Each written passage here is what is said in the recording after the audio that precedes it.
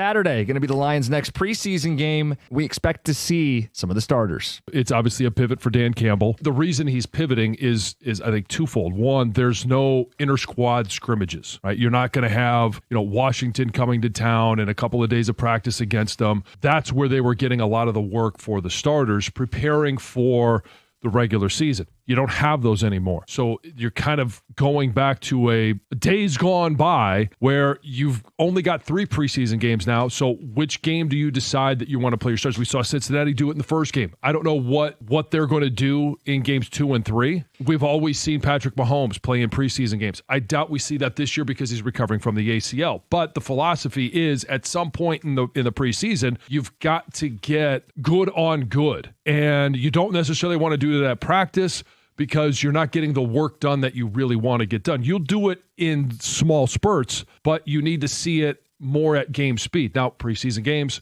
are not NFL game speed. There's a ramp up. There's a difference between preseason game speed and regular season. There's a difference between regular season week 1 and week 17 for playoff teams. And certainly when you get to the postseason, there's a completely different speed. You've got to start ramping up. You don't want to get players hurt, but you have to build a callus. You've got to be able to withstand and understand what it is like to play in that type of environment.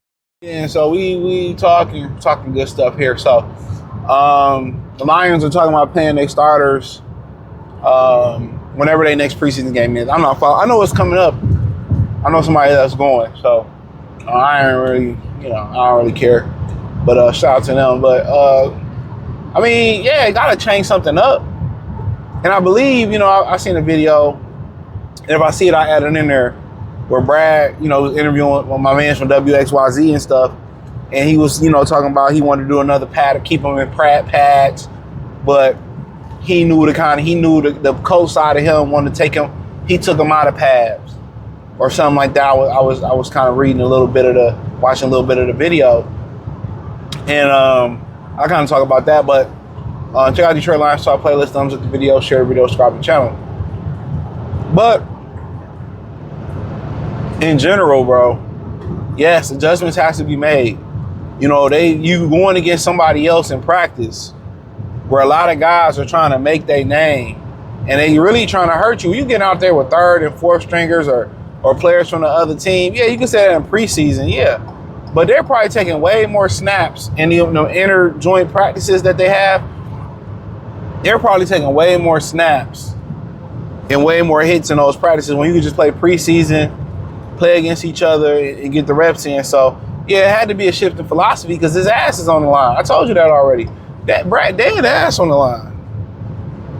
All them injuries that they continue to keep having, he had to do something. Whether somebody got in his ear, whether he looked at what happened, he injured, he beat up, they hitting too much. But what he can show and say, we one of the more physical football teams in the league, if not the most physical, but also on the flip side of it, what is it showing? High injury. So we can be the most physical football on the team, but every time we get to time where our attrition is supposed to kick in, and it's not for a lack of depth issues, because Dan has done a great job with the depth. It's not for a lack of depth issues. It's the simple fact that everybody keep getting hurt. 1st stringers, 2nd stringers, 3rd stringers, motherfuckers at the practice squad.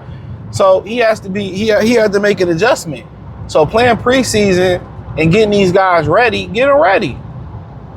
Maybe not the running back because they took a lot of hits, or get them prepared and stop doing all this excessive hitting in joint practices, which they killed this year, and doing all this excessive hitting in training camp. They doing way too much hitting, too much live hitting. You heard Avonte Maddox say it last year when he came to the Lions. He said, "Man, the Eagles would never do live hitting like that." Like, nah. These ain't the players of yesteryears. They're not. So, of course, an adjustment had to be made. Or he gonna be up out of here. People say it's the medical staff, it's the strength and conditioning. I ain't that none of that. It's him. It's how they picking a lot of these injury-prone players, and they doing too much fucking hitting, dog. It's too much hitting, dog. every year. It's one thing, 1 year, so you went off, 2 years. No, it's 5 consecutive years of a lot of injuries. To learn how to maintenance your players a lot more. Real talk. You know, and that's what he needs to do. And now he's scaling it back a little bit. And now it's to the point where Brad just needs to, you know, pick more durable players. Stop giving motherfuckers a shot. That's all broken up and injured. We've done that enough. At this point, you can take all these chances on these injury-prone guys. It's at the point where you need to take chances on, at this point, on people who got a little questionable character. Because you're more likely to become a better person and learn from your mistake than some of these broken up players that he picking up. They come here injured, then they get healthy and flash greatness of being injured again. It's like he got a magic finger for injury-prone players. He just know how to pick them. He just know how to pick them.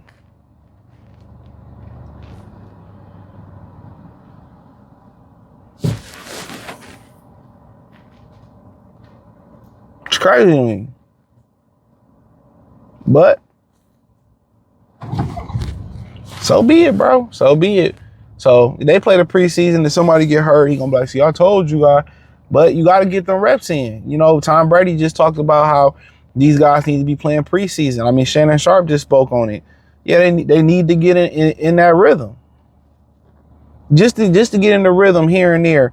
Get into them first 10 to 15 plays. You know, college, and people say, well, college football, you know, and sometimes they hit the ground running with a big game. That's a fact. Sometimes they hit the ground running with a big game. But, you know, however college football do it, that's how they should do it. I would be at colleges and like, what do y'all guys do? You know? What drills are y'all doing, or how do y'all get them ready for the regular season, especially when you're going into big, you know, week 1 big games? How do you do it? But yeah, Dan is just doing too much hitting, dog. And you know, I get it, the price of physicality, but at what cost? At what cost? That's what you gotta ask yourself, at what cost? If all my players injured, I lost. So part of being a Detroit Lion or having grit, the prerequisite should be durability. It should be endurable. That should be a prerequisite. If you ain't durable, you can't play here. Real talk. I have no issue with it, you know, but you need to get in some type of rhythm. But for the last 5 years, they ain't been playing preseason. They've been doing these joint practices. They've been doing this excessive hitting. You know what I'm saying? And for 5 straight years, you got the same fucking results. In year 6, they just starting to make some adjustments. And, you know, Brad ain't turned the corner neither. Because you bring in Peyton Turner, like, come on, man. You play Marcus Davenport with Marcus Davenport.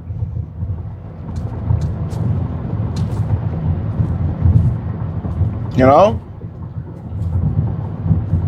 At some point, they got to sit there and be like, man, we got to roll with durability. We got to roll with durability. I mean, if you ain't rolling with durability, I mean,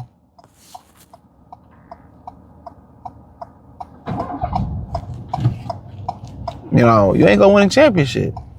And what's so funny, I hear from the 49er fans, they say Kyle Shanahan is too soft too soft in his practices.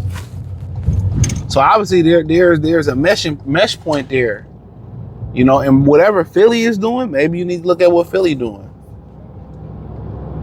Whatever Kansas City usually be doing, look at what they do. But that needs to be the vocal point, or they need to outsource it. Maybe they did do some outsourcing and politicking with coaches. But these players today, you know, they're not the same gritty players of yesteryears. It's just what it is. It ain't the same tough. It ain't the same toughness. But then, you know, when you compare, you know, other generations took time off. They played other sports. They had other hobbies. These motherfuckers playing, you know, football. They going to 11-on-11 camps. They going to QB camp. They football all year round. Basketball all year round. Don't take no ease off their joints.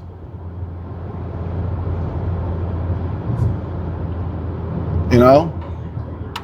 Their whole existence, their whole parents told them their whole existence was basketball, was football, was baseball, was soccer, you know? Like, damn, let them do something else and get a body a rest or get a body a different look. It's like when you working out. When you working out, you do the same workout over and over again, and then people and guys would be like, well, I'm not getting no gain. Yeah, you're doing the same shit. You got to put different movements in there.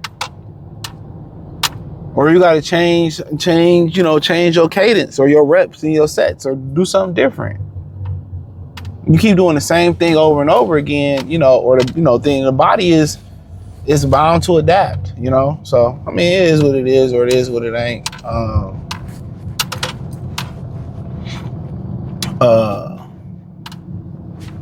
You know, but I mean, I'm glad he's starting to make some adjustments, but his ass on the line, man. Real talk. I mean, y'all don't see it right now, you know, but his ass on the line.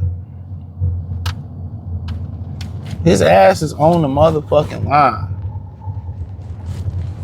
You know, but it is what it is, man. Check out Detroit Lions Talk playlist. Thumbs up the video, share the video, subscribe to the channel.